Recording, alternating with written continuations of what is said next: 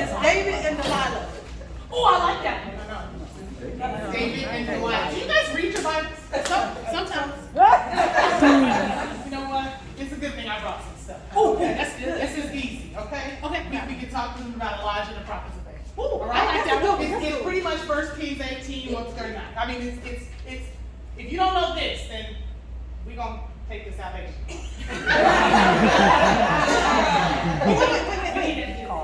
Yeah, we do. Okay. I think I remember that one though. Yes. Okay. So it had been 3 years without any rain before Elijah met up with Ahab again. Ahab said to Elijah, "Art thou he who troubleth Israel?" Elijah said, "No, but it's you and those 450 prophets of Baal." Listen, now I can imagine Elijah, tired of Ahab's put-downs, gave him the ultimatum of a showdown. And listen, Ahab already wanted to throw down. They took this message back to town, which brings us to Mount Carmel. Okay. Assembled with all of Israel, the 450 prophets of Baal, and the 400 prophets that ate at the table of Jezebel. That's a lot of people. That's a lot of people. Now, Elijah said, it doesn't make any sense for you guys to straddle the fence. If God be God, serve him. Yes. And if Baal, then serve Baal. Come on, right. Now, this message was always heard. They looked at Elijah and didn't answer a word.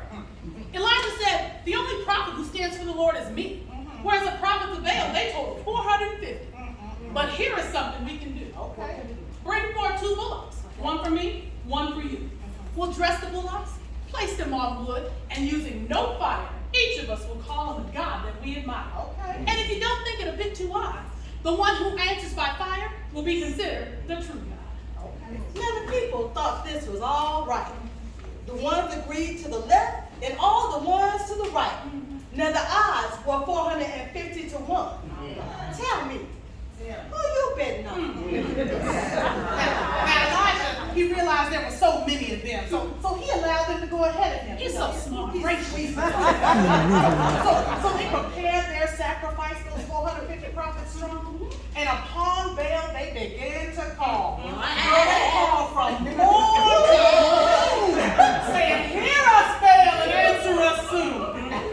But there wasn't a voice. No, not an answer. Now that's when he decides to jump upon the arm. He's so This is me, right? Right. At this point, Elijah began to tease. He said, "Hey guys, the only thing you forgot to say was, please." Perhaps your God's out walking. Or maybe he's on vacation. Perhaps he's asleep or engaged in another conversation. Whatever it is, just call on your God a little bit louder so he can prove he's God by sending down fire. Now, at this remark, the false prophets got into a tizzy, cut themselves to their leg, and worked up a frenzy. But to their dismay and Elijah's delight, Baal didn't send down a spark of fire, a match, nor a light. Now, the odds are 450 to 1. Tell me, who you betting on?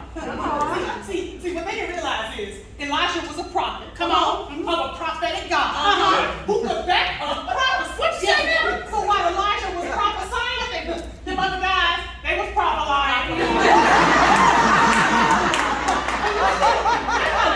Not like our God. He's not omnipresent. So he couldn't be there and hear them doing all that screaming and hollering. Listen, and their God is not omniscient. So even he didn't realize that they needed him that very hour. Right. Listen, I tell you, their God was not omnipotent. So even if he was there, he wouldn't have had no power. In other words, from those guys, Elijah knew and proved, believed and received. Suspected and expected.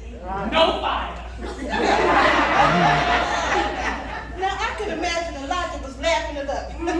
He probably was cracking up. Right. But throughout their jumping up and putting up and getting all worked up, Baal didn't even have the decency to call up and say, "Sorry guys, I won't be able to show up." At this point, Elijah got fed up because the time of the evening sacrifice was coming up and these guys had continued to act up. But you know what? There was a message they had not quite picked up. What's that? Baal is not going to show up. Man, I agree with both of you. Elijah was probably fed up, and the false prophets were stirred up and being stood up.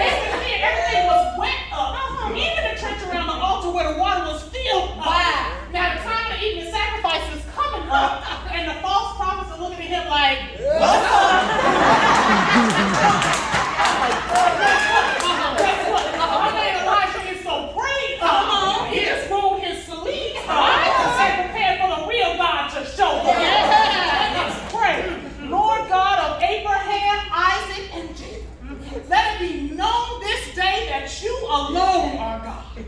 Hear me, O Lord, Yes. so that the people in this land may know that you are the one true God. I'm your servant, and I've done these things at your command. Woo! Now what happened next was a sound heard by all standing on Mount Carmel. For the fire of the Lord fell that night, and it lit up the wood, the soul, and the sacrifice. And the people fell on their faces and cried, "The Lord, He is the God! The Lord, He is the God. The Lord, He is the God. The Lord, He is the God."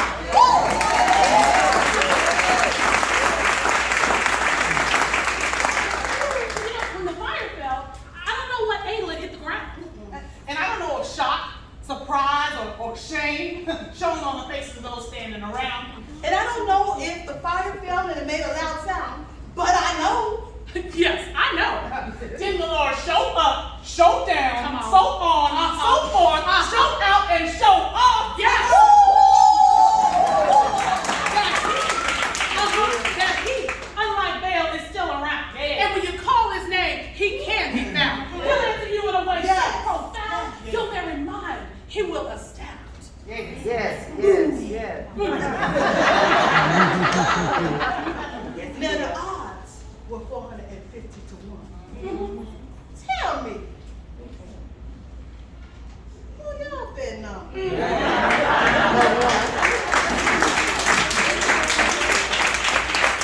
Remember, our God is a consuming fire. Yes, He is. So I hope you've learned. Don't play around with fire, because you just might get burned.